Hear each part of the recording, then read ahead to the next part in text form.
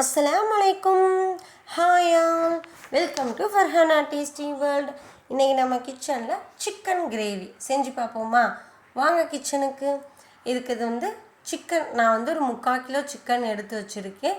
நல்லா எலும்பும் கறியுமாக எடுத்து வச்சுருக்கேன், க்ளீன் பண்ணி வச்சுருக்கேன். ஆயில் 4 டேபிள் ஸ்பூன், இது தேங்காய் எண்ணெயும் ரீஃபைண்ட் ஆயிலும் சேர்த்து எடுத்திருக்கேன். 1 டீஸ்பூன் சில்லி பவுடர், 1/2 டீஸ்பூன் மஞ்சள் தூள், 1 teaspoon garam masala and 1/2 teaspoon biryani masala எடுத்து வச்சுருக்கேன். கிரேவிக்கு வெங்காயம் 3 பெரிய வெங்காயத்தை நல்ல பொடிசாக நறுக்கி வச்சுருக்கேன். அண்டு 2 பெரிய சைஸ் தக்காளியையும் பொடிசாக நறுக்கி வச்சுருக்கேன். நான் 2 உருளைக்கிழங்கு எடுத்திருக்கேன். வேணான்றவங்க உருளைக்கிழங்கு ஸ்கிப் பண்ணிடலாம், உருளைக்கிழங்கு ஆப்ஷனல் தான். அண்ட் 1 டீஸ்பூன் இஞ்சி வெள்ளைப்பூடு பேஸ்ட் எடுத்து வச்சுருக்கேன். இப்போ அடுப்பை ஆன் பண்ணிவிட்டு குக்கர் அடுப்பில் வச்சுட்டு குக்கர் ஹீட் வந்தோன்னே நம்ம எடுத்து வச்சுருந்தா 4 டேபிள் ஸ்பூன் ஆயிலை அதில் ஆட் பண்ணுறோம். எண்ணெய் நல்லா சூடு வந்ததுக்கு அப்புறம் நம்ம எடுத்து வச்சுருந்த பிரியாணி மசாலாவை அதில் ஆட் பண்ணுறோம். அப்போ தான் அந்த பிரியாணி மசாலா அந்த எண்ணெயில் நல்லா பொரியும். அது பொரிஞ்சு வந்ததுக்கு அப்புறம் தான் நம்ம எடுத்து வச்சுருந்த வெங்காயத்தை ஆட் பண்ணணும். இது கிரேவின்றனால நம்ம வெங்காயம் கொஞ்சம் அதிகமாக ஆட் பண்ணுறோம். ஆட் பண்ணிவிட்டு தேவையான அளவு உப்பு ஆட் பண்ணி நல்லா வதங்க விடுறோம். உப்பு ஆட் பண்ணால் வெங்காயம் சீக்கிரமாக வதங்கி வரும். இது நல்ல கண்ணாடியான பக்குவத்துக்கு வதங்கி வரணும். எவ்வளோக்கு எவ்வளோ வதங்குதோ உங்களுக்கு அவ்வளோக்கு அவ்வளோ சிக்கன்லேருந்து கிரேவி கிடைக்கும், அந்த சாறு கிடைக்கும். அதனால தான் நல்லா வதங்க விடுறோம்.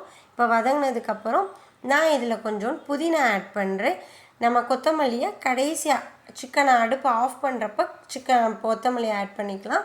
இப்போ புதினாவையும் ஆட் பண்ணி ஒரு வதக்கிட்டு நம்ம எடுத்து வச்சுருந்த தக்காளியை அதில் ஆட் பண்ணுறோம். கிரேவிக்கு வெங்காயமும் தக்காளியும் எவ்வளோக்கு எவ்வளோ வதங்குதோ அவ்வளோக்கு அவ்வளோ சுவையான கிரேவி நமக்கு கிடைக்கும். அதோட பச்சை வாசனை இல்லாமல் இருந்தால் தான் நல்லாயிருக்கும்.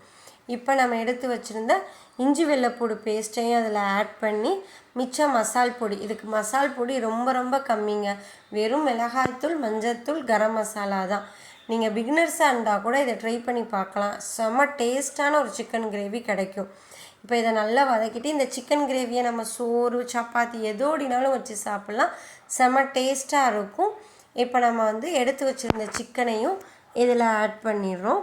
ஆட் பண்ணிவிட்டு நான் உருளைக்கிழங்கு ஆட் பண்ணுறேன். எங்கள் வீட்டில் உள்ள குட்டீஸ்களுக்கு சிக்கன், மட்டன் எது செஞ்சாலும் அதில் உள்ள உருளைக்கிழங்கு ரொம்ப விரும்பி சாப்பிடுவாங்க. அதனால நான் அவங்களுக்காண்டி தான் உருளைக்கிழங்கு போடுறேன். நீங்கள் உருளைக்கிழங்கை ஸ்கிப் பண்ணிடலாம். இப்போ இதில் தேவையான அளவு தண்ணி நிறைய ஆட் பண்ணக்கூடாது. நான்வெஜ் ஐட்டத்துக்கு தண்ணி ரொம்ப கம்மியாக ஆட் பண்ணணும். ஏன்னா சிக்கன்லேயும் மட்டன்லேயும் இருந்து தண்ணி நிறைய வரும், அதனால கம்மியாக ஆட் பண்ணுங்கள். மூடி போட்டு ஒரு 2 விசில். இப்போ விசில் அடங்கிருச்சு. ப்ரெஷரை ரிலீஸ் பண்ணிவிட்டு நம்ம குக்கரை ஓப்பன் பண்ணி பார்க்குறோம். செமையாக இருக்குல்ல. இதில் 1 டீஸ்பூன் மிளகுத்தூள் போட்டு கொஞ்சம் கொத்தமல்லி போட்டு இறக்கணும். மிளகுத்தூளை கடைசியாக தாங்க போடணும். ஆரம்பத்தில் போட்டோம்னா ஒரு வகையான கசப்புத்தன்மையாக இருக்கும். கடைசியாக போட்டு ஒரு கிளறி விட்டு எடுத்தால் சிக்கன் கிரேவி ரெடி.